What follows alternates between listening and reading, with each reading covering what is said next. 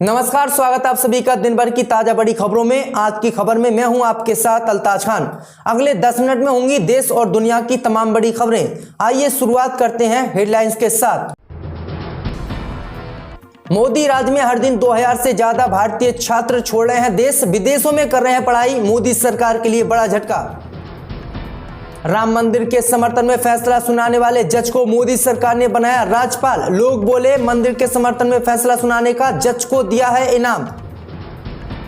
मौलाना महमूद मदनी ने इस्लाम को बताया सबसे पुराना धर्म, कहा भारत मेरा उतना ही है जितना प्रधानमंत्री मोदी का। मदनी के बयान पर बोले यति नरसिम्हानंद, मदनी की बातें बेतुकी, इस्लाम को भारत की धरती पर पनपने का नहीं है अधिकार। टीएमसी सांसद ने भाजपा और बीएसएफ अधिकारियों को आड़े हाथों लिया, बोले निर्दोष लोगों की हत्या कर रही है बीएसएफ, मांगे माफी। कर्नाटक में सुरक्षा कारणों से गृह मंत्री अमित शाह का रोड शो हुआ रद्द। कांग्रेस ने बीजेपी से पूछा सवाल, जब अमित शाह की सुरक्षा नहीं हो पा रही है तो आम जनता का क्या होगा आपके राज्य में हाल। तुर्की में भूकंप पीड़ितों की मदद के लिए जामिया उलमाए हिंद देगा 1 करोड़ रुपए, अधिवेशन में किया ऐलान। अब खबरें जानते हैं दोस्तों विस्तार से। अयोध्या के राम मंदिर केस में फैसला सुनाने वाले जज को राष्ट्रपति द्रौपदी मुर्मू और केंद्र की मोदी सरकार ने राज्यपाल नियुक्त किया है। पूर्व जस्टिस अब्दुल नजीर को आंध्र प्रदेश का राज्यपाल नियुक्त किया गया है। राम जन्मभूमि पर सुप्रीम कोर्ट के फैसले के बाद पूर्व जस्टिस अब्दुल नजीर को लेकर काफी चर्चा हुई थी। लोगों ने इन्हें मुस्लिम विरोधी बताया था और कहा था कि ये मोदी सरकार के हाथों बिक गए हैं। दरअसल आपको बता दें कि पूर्व जस्टिस अब्दुल नजीर इसी साल 4 जनवरी को रिटायर हुए थे। जब वे रिटायर हुए थे तब सीजीआई डीवाई चंद्रचूड़ ने उनकी सादगी की तारीफ की थी।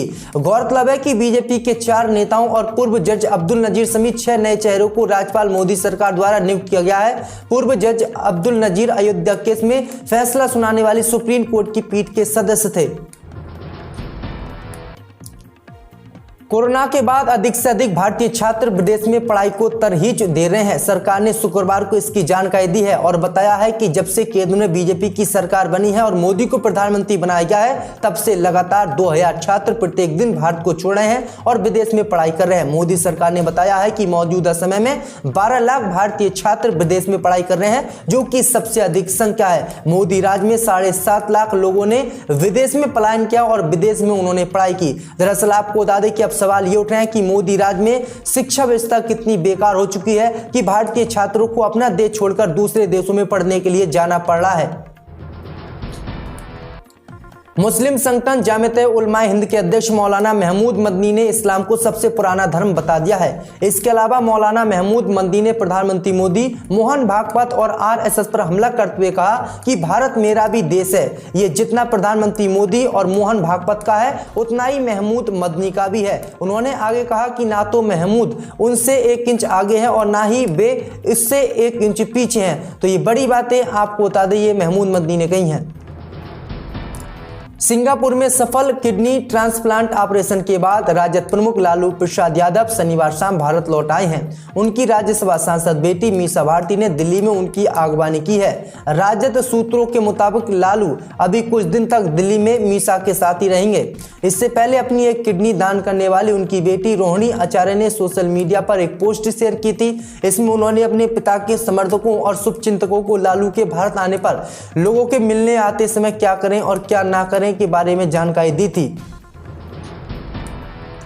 टीएमसी के वरिष्ठ सांसद अभिषेक बनर्जी ने पिछले साल दिसंबर में पश्चिम बंगाल के कूच बिहार जिले में एक स्थानीय व्यक्ति की हत्या करने के मामले में केंद्र की मोदी सरकार और बीएसएफ को आड़े हाथ लिया है।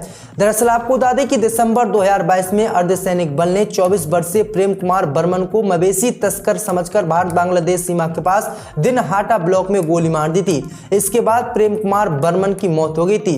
प्रेम कुमार के परिवार के सदस्यों ने दावा किया कि वह एक प्रवासी मजदूर था जो कुछ दिन पहले घर लौटा था, जबकि बीएसएफ ने तर्क दिया कि मृतक मवेशी तस्कर था। टीएमसी के राष्ट्रीय महासचिव ने एक रैली को संबोधित करते हुए कहा कि बीएसएफ कर्मियों ने प्रेम कुमार को गोली क्यों मारी, क्या इसके लिए वह राजवंशी थे।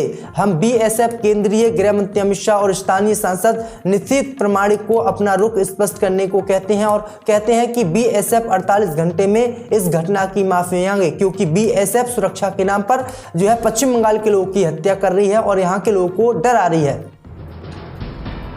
राखी सावंत के जो है हस्बैंड आदिल खान दुर्रानी की मुश्किलें बढ़ती जा रही हैं। एक तरफ राखी ने आदिल के खिलाफ मारपीट करने और धोखा देने का आरोप लगाया है, वहीं इसी बीच अब आदिल खान के खिलाफ रेप का मामला दर्ज होने की खबर सामने आई है। रिपोर्ट है कि ईरान के एक स्टूडेंट ने आदिल पर रेप का मामला दर्ज करवाया है। राखी सावंत के पति आदिल खान के खिलाफ मैसूर में एफआईआर दर्ज हुई है। आदिल के खिलाफ ईरान की एक छात्रा ने मैसूर के बीबीपुरम थाने में रेप का मामला दर्ज कराया है। आदिल के खिलाफ एफआईआर की आईपीसी की धारा 376, 417, 420, 504 और 506 के तहत केस दर्ज किया गया है। शिकायत के मुताबिक ईरानी स्टूडेंट ने आदिल पर आरोप लगाया है कि उसने शादी का झांसा देकर मैसूर के एक अपार्टमेंट में उसके साथ रेप किया, जहां वे साथ रहते थे। जानकारी के मुताबिक ईरानी लड़की ने 5 महीने पहले जब आदिल से शादी करने की मांग की तो उसने शादी से इनकार कर दिया और कहा कि उसके जैसी कई लड़कियों के साथ उसके इसी तरह के संबंध हैं। कर्नाटक में सत्तारूढ़ बीजेपी सरकार पर निशाना साधते हुए प्रदेश कांग्रेस प्रमुख डीके शिव कुमार ने शनिवार को कहा कि जब केंद्रीय गृह मंत्री अमित शाह को मंगलुरु में कानूनी व्यवस्था की समस्या का सामना करना पड़ रहा है तो आम आदमी की क्या दुर्दशा होगी। सुरक्षा कारणों से केंद्रीय गृह मंत्री अमित शाह का रोड शो रद्द होने के बाद उन्होंने ये टिप्पणी की है। पत्रकारों से बात करते हुए शिव कुमार ने कहा कि केंद्रीय गृह मंत्री अमित शाह को एक रोड शो में भाग लेना था, लेकिन इसे रद्द कर दिया गया। अगर अमित शाह कानून व्यवस्था को चुनौती का सामना कर रहे हैं तो आम आदमी की दुर्दशा की कल्पना कैसे की जा सकती है। ये राज्य का अपमान है। बीजेपी को पहले इसका जवाब देना चाहिए।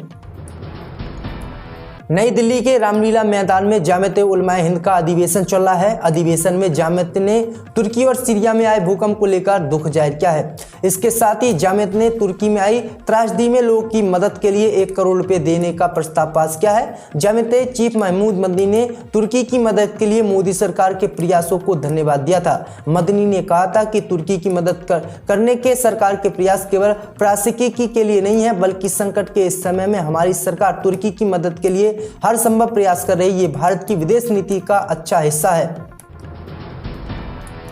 मध्य प्रदेश के मुरैना में रेल विभाग का सोशल मीडिया पर तेजी से एक लेटर वायरल हो रहा है। रेल विभाग का अजीबोगरीब ये लेटर सामने आया है। विभाग ने मंदिर में विराजमान भगवान बजरंग बली को नोटिस जारी किया है। सबसे हैरत की बात यह है कि रेलवे ने इस नोटिस में बजरंग बली को ही अतिक्रमणकारी बताते हुए साल दिन में अतिक्रमण हटाने को कहा है। साथ ही रेलवे की तरफ से यह भी चेतावनी दी गई है कि अतिक्रमण न हटाने पर रेलवे जबरन कार्रवाई करेगा और जेसीबी आदि के खर्च की वसूली भी बजरंग बली से ही होगी। विवादों से घिरे रहने वाले डासना देवी मंदिर के महंत यति नरसिम्हानंद ने फिर विवादित बयान दिया है। इस बार उनका बयान महमूद मदनी के बयान को लेकर आया है, जिसमें उन्होंने एक अधिवेशन के दौरान विवादित टिप्पणी की थी। उन्होंने कहा कि जामियत उलमाए हिंद एक संस्था है जो आतंकवादियों का केस लड़ती है, उसका अध्यक्ष है मौलाना महमूद मदनी। आगे उन्होंने कहा कि भारत में तुम्हें तो आने का अधिकार भी नहीं है। यति नरसिम्हानंद सरस्वती ने कहा कि इस्लाम को इस धरती पर पनपने का अधिकार नहीं था, लेकिन हमारी कायरता की आज मदनी इस तरह की बेतुकी बातें कर रहा है। हमारे और हमारे धर्म का इतना बड़ा अपमान हो रहा है। यति नरसिम्हानंद सरस्वती ने कहा कि ऐसे लोग पूरी दुनिया का विनाश करवाएंगे। उन्होंने कहा कि हिंदुओं को अपने धर्म गुरुओं से कहना चाहिए कि वह मुंह में दही जमाकर ना बैठे।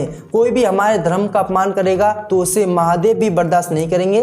बता दें कि यति नरसिम्हानंद सरस्वती डासना देवी मंदिर के महंत हैं, जो हमेशा विवादित बयानों में रहते हैं। अपने विवादित बोल की वजह से उन्हें एक बार जेल भी जाना पड़ा था। इसके अलावा उन पर कई मुकदमे भी दर्ज हुए थे। इसी वजह से तो ये बड़ी अपडेट आ रही है, एक बार फिर से उन्होंने विवादित बयान दिया है। तो आज की खबरों में इतना ही। अगर आपको वीडियो अच्छी लगी हो तो वीडियो को लाइक, चैनल को सब्सक्राइब जरूर कर दें। आप नेता संजय सिंह की अडानी समूह के खिलाफ मोर्चाबंदी जारी है। उन्होंने अडानी समूह द्वारा किए गए धोखाधड़ी और इससे सरकार एवं देश की जनता को होने वाली आर्थिक क्षति के मुद्दे पर संसद में चर्चा कराने हेतु स्पेशल मेंशन नियम 267 के तहत पुनः नोटिस दिया है। उनका कहना है कि अडानी समूह के वित्तीय अनियमितताओं और धोखाधड़ी के चलते LIC, SBI सहित कई सरकारी संस्थाओं के करोड़ों रुपये दांव पर है। बता दें कि आप सांसद ने इससे पहले 2 फरवरी को नोटिस दिया था और संसद में चर्चा कराए जाने की मांग थी, लेकिन चर्चा नहीं हो पाई थी।